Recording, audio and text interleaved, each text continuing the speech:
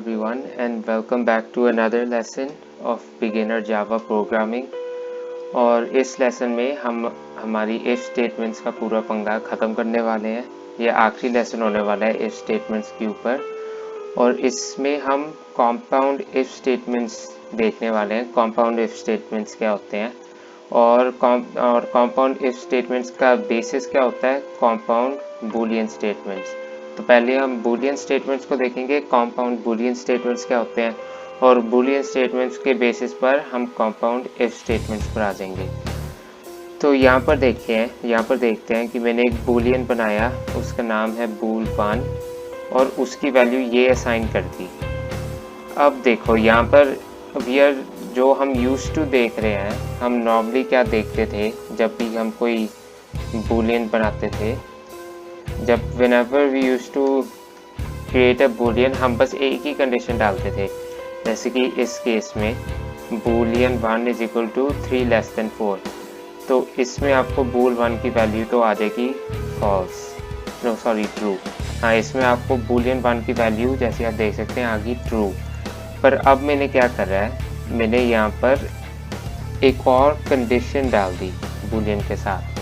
हम नॉर्मली एक ही कंडीशन देखते थे पर अब मैंने एक और कंडीशन डाल दी और उसके बीच में ये एंड का सिंबल डाल दिया। अब ये होता क्या है, तो ये होता है डबल एंड, जो एंड एक स्पेशल कैरेक्टर होता है, लेटर 7 के ऊपर होता है, शिफ्ट से आप दबा सकते हो उसे। तो जब आप दो बारी एंड लिखते हो ये एक कॉम्पाउंड बूलियन स्टेटमेंट बन गया। तो इसका मतलब है इस बूलियन स्टेटमेंट के दो पार्ट्स हैं, एक पार्ट है ये और बूलियन स्टेटमेंट का दूसरा पार्ट है ये। तो हम इसे एवेलुएट कैसे करते हैं, तो पहले सोचते हैं कि एंड का मतलब क्या है। इंग्लिश लैंग्वेज में एंड होता है कि दिस इंक्लूडिंग अनदर थिंग, मतलब दोनों चीज़ें होनी चाहिए। एंड का मतलब ये है कि one thing and another thing. तो इसमें भी ये सेम काम ही करता है कि one Boolean expression and another Boolean expression.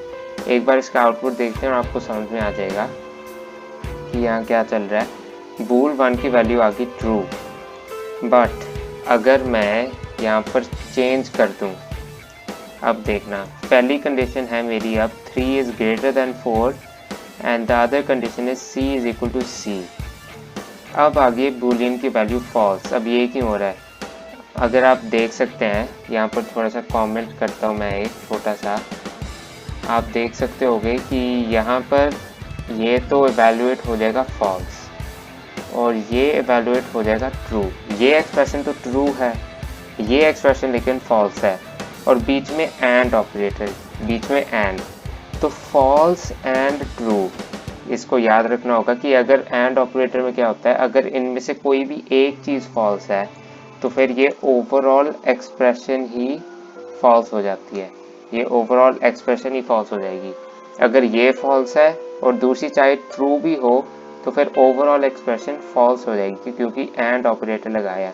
जैसे हमने पहले क्या करा था, पहले यहाँ लेस देन इक्वल टू था, तो ये भी ट्रू था एंड ये भी ट्रू था, इसलिए the overall expression was true.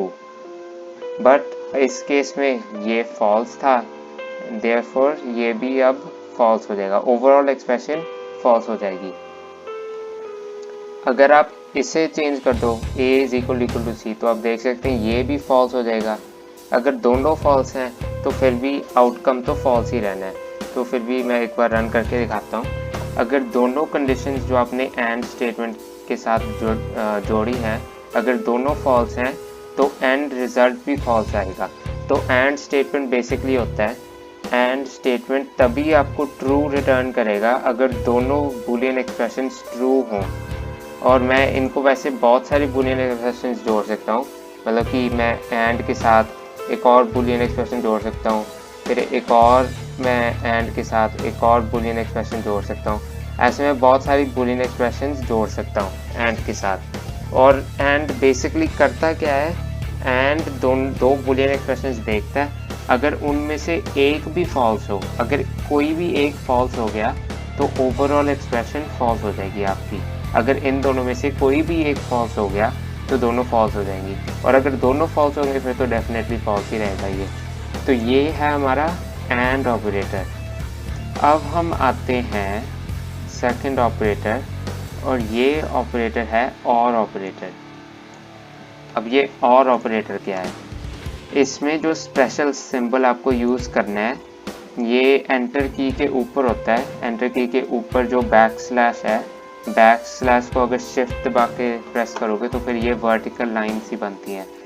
तो ये होता है हमारा और सिंबल। और क्या होता है और में, देखो ये एक बार इसे रन करता हूँ और फिर आपको आउटपुट आपको अपने आप समझ में आ जाएगी कि और स्टेटमेंट करता क्या है। तो बूलियन 2 की वैल्यू आ गई है ट्रू। अब इसे थोड़ा एनालाइज करते हैं, ये ट्रू आई क्यों? ये तो ट्रू है, नो ये है फॉल्स, ये है फॉल्स, बीच में आ गया और ये है ट्रू, और हमारा आउटपुट ओवरऑल क्या आ गया? ट्रू। ओवरऑल आउटपुट आ गया ट्रू। तो अब आप समझ सकते होगे कि और ऑपरेटर क्या करता है। और ऑपरेटर दो बूलियन एक्सप्रेशंस आपको देनी होती है, अगर इनमें से कोई भी एक ट्रू है फिर आउटपुट ट्रू आ जाएगी। अगर इनमें से कोई भी एक ट्रू है तो फाइनल आउटपुट ट्रू आ जाएगी, चाहे ये फॉल्स था, चाहे ये बूलियन एक्सप्रेशन फॉल्स थी, पर क्योंकि ये बूलियन एक्सप्रेशन ट्रू है इसलिए ओवरऑल एक्सप्रेशन आपकी ट्रू आ जाएगी। तो एंड ऑपरेटर कैसे काम करता था? अगर इनमें से कोई भी एक फॉल्स तो पूरी एक्सप्रेशन फॉल्स, अगर एक भी फॉल्स हो गया तो पूरी फॉल्स। और ऑपरेटर क्या करता है? अगर इनमें से कोई भी एक ट्रू हो गया तो पूरा ट्रू हो गया। तो और का मतलब ही ये होता है ये या ये, तो एक और ये तो ट्रू हो गया, तो और ऑपरेटर पूरी एक्सप्रेशन को ट्रू कर देगा। बट अगर यहाँ पर ए कर दूँ तो ये एक्सप्रेशन तो हो जाएगी हमारी फॉल्स। तो इसलिए आप देख सकते होगे अब जब मैं इसे रन करूँगा बूल 2 की वैल्यू आएगी फॉल्स, क्योंकि ये भी फॉल्स है और ये भी फॉल्स है। अगर दोनों फॉल्स हैं तो कोई भी ट्रू नहीं हुआ, तो ओवरऑल एक्सप्रेशन तो फॉल्स होगी। तो एंड ऑपरेटर तब फॉल्स होएगा अगर कोई भी एक फॉल्स है, कोई भी एक्सप्रेशन फॉल्स है। एंड ऑपरेटर तब फॉल्स हो जाएगा अगर कोई भी एक फॉल्स है। बट और ऑपरेटर तभी फॉल्स होएगा अगर दोनों फॉल्स हैं। अगर कोई भी एक ट्रू होता तो ट्रू ही आता आउटपुट, क्योंकि और ऑपरेटर लगाया। ये एक और बार दिखाता हूँ। अगर इनमें से कोई भी एक ट्रू है, जैसे कि इन दिस केस ये ट्रू हो गया, तो आप देख सकते हैं कि ओवरऑल आउटपुट ट्रू आएगी, क्योंकि इनमें से एक ट्रू हो गया। तो इन्हें कहते हैं हम compound Boolean statements. Compound Boolean statements का मतलब है कि हमने दो बूलियन स्टेटमेंट्स को जोड़ दिया और उनका इकट्ठा आउटकम निकालते हैं। तो मतलब कि ये बूलियन एक्सप्रेशन अलग है, ये भी अलग है, इनको हमने एंड के साथ जोड़ दिया और इनका एक फाइनल आउटपुट आता है। ये बूलियन एक्सप्रेशन अलग है, ये भी अलग है, इनको और ऑपरेटर के साथ जोड़ दिया और इनका फाइनल आउटपुट एक आता है। तो ये था हमारे बूलियन स्टेटमेंट्स। और हमने पहले भी देखे थे कि बूलियन स्टेटमेंट्स कैसे इफ़ स्टेटमेंट्स का बेसिस होते हैं। तो यहाँ पर भी हम सेम चीज़ करने वाले हैं। जो बूलियन स्टेटमेंट हमने ऊपर देखी, हमने उसे बस इफ़ स्टेटमेंट की कंडीशन के अंदर डाल दी। जैसे कि मैंने स्ट्रिंग की वैल्यू डाल दी जावा, str की वैल्यू जावा, नंबर को ले लिया 10। तो यहाँ है मेरा एंड ऑपरेटर के साथ मैंने बूलियन डाला है इफ स्टेटमेंट के अंदर। तो एक बार इसकी आउटपुट देखते हैं और आप देख सकते होगे कि आउटपुट आई है you are inside the if block. अब ये क्यों हुआ? नंबर इज इक्वल टू 10, हाँ जी ये तो हो गया ट्रू, ये बूलियन एक्सप्रेशन हो गया ट्रू। एंड str इक्वल्स जावा, ये भी हो गया ट्रू। अगर दोनों ट्रू हो गए तो ओवरऑल बूलियन ट्रू हो गया, और क्योंकि ओवरऑल बूलियन ट्रू हो गया ये इफ कंडीशन सेटिस्फाई होगी। सेटिस्फाई होने पर हम यहाँ आ गए इफ ब्लॉक के अंदर। बट अगर मैं इनमें से कोई भी एक फॉल्स कर दूँ, इनमें से कोई भी एक फॉल्स हो जाएगा, तो फिर the if condition is false, ये प्रिंट आउट हो गया। क्योंकि इनमें से एक भी फॉल्स हो गया, एंड ऑपरेटर का काम ये होता है कि दोनों को ट्रू होना बहुत ज़रूरी है, पर इनमें से एक फॉल्स हो गया, और क्योंकि एक फॉल्स हो गया ये बूलियन एक्सप्रेशन होगी फॉल्स, और क्योंकि ये बूलियन एक्सप्रेशन होगी फॉल्स हम एल्स पर आ जाएंगे, और एल्स में ये प्रिंट आउट होता है the if condition was false. अब यहाँ हमने एंड ऑपरेटर देखा, अब हम और ऑपरेटर देख लेते हैं। ये और ऑपरेटर क्या करता है? ये यहाँ पर मैंने नंबर्स डिक्लेयर करे हैं, स्ट्रिंग और नंबर, और यहाँ पर if number is equal to 10 और स्ट्रिंग इक्वल्स जावा। अब इसे रन करता हूँ, आप देख सकते होगे कि you are inside the if block, ये प्रिंट होने वाला है क्योंकि ये कंडीशन तो ट्रू है, नंबर की वैल्यू तो 10 की इक्वल है और str की भी वैल्यू जावा की इक्वल है, तो दोनों ही ट्रू हो गए। और ऑपरेटर चाहता है क्या है कि बस एक ट्रू हो, पर दोनों ट्रू हो गए तो फिर भी ओवरऑल एक्सप्रेशन, ओवरऑल बूलियन होने वाला है ट्रू। और क्योंकि ओवरऑल बूलियन है ट्रू, इफ कंडीशन होगी सेटिस्फाई और हम ये प्रिंट आउट करने वाले हैं, you're inside the if block. अगर मैं यहाँ पर 11 कर दूँ, इनमें से एक बूलियन एक्सप्रेशन हो गया फॉल्स, ये बूलियन एक्सप्रेशन हो गया फॉल्स, पर ये बूलियन एक्सप्रेशन फिर भी ट्रू है। और क्योंकि और ऑपरेटर लगाया है, ये ट्रू ये फॉल्स और ऑपरेटर, तो पूरी एक्सप्रेशन होगी ट्रू। क्योंकि मैंने और ऑपरेटर लगाया तो पूरी एक्सप्रेशन होगी ट्रू। और क्योंकि पूरी बूलियन एक्सप्रेशन ट्रू होगी, इफ कंडीशन सेटिस्फाई होगी, हम यहाँ पर आ जाते हैं और you are still inside the if block. अगर इनमें से एक भी फॉल्स है, हम फिर भी इफ ब्लॉक के अंदर जाएंगे, बट पंगा तब हो जाता है जब हम दोनों फॉल्स कर देते हैं।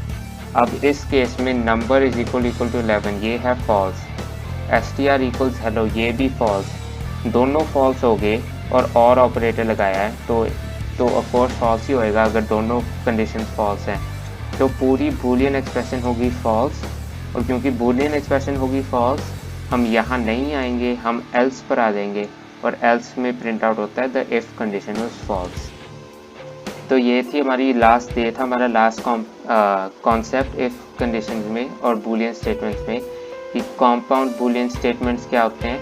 कॉम्पाउंड बूलियन स्टेटमेंट्स यही होते हैं कि आपने दो बूलियन स्टेटमेंट्स लिए और उनको आपने या तो एंड के साथ जोड़ दिया या और के साथ जोड़ दिया। मैंने आपको समझा दिया था कि एंड क्या करता है, एंड के लिए दोनों कंडीशंस ट्रू होनी चाहिए, और के लिए एक ही कंडीशन चलती है। अगर एक भी कंडीशन ट्रू हो और कंडीशन और ऑपरेटर में, तो फिर ओवरऑल एक्सप्रेशन ट्रू हो जाएगी। और फिर हमने इसी बूलियन, जो भी हमने बूलियंस का सीखा, उसे बस इफ स्टेटमेंट के अंदर डाल दिया। इफ स्टेटमेंट चाहती क्या है, इफ स्टेटमेंट यहाँ पर बूलियन ही चाहती है, तो हमने वो बूलियन यहाँ पर डाल दिया, और या ये पूरा एक बूलियन एक्सप्रेशन हो गया, और ये boolean expression in this case false हो गया। तो क्योंकि ये फॉल्स हो गया तो हम एल्स पर आ जाएंगे। तो ये था हमारा आखिरी टॉपिक इफ स्टेटमेंट्स में, और अब आपको बहुत जानकारी मिल गई होगी कि इफ स्टेटमेंट्स क्या होते हैं, and you can start writing some small programs जो डिफरेंट इनपुट्स और डिफरेंट इनपुट्स के हिसाब से डिफरेंट आउटपुट्स दे सकते हैं। आप साइमल्टेनियसली 2-3 कंडीशंस चेक कर सकते हो। मेनली ये एंड और तब यूज़ होते हैं जब आपने मल्टीपल कंडीशंस एक साथ चेक करनी है। जैसे कि मैंने ये भी चेक करना है और ये भी इकट्ठे चेक करना है, मैंने ये भी चेक करना है, ये दो चीज़ें इकट्ठे चेक करनी है, तब ऐसे और एंड ऑपरेटर यूज़ होते हैं। So yeah, that was it for today's lecture, and I'll see you all in the next class.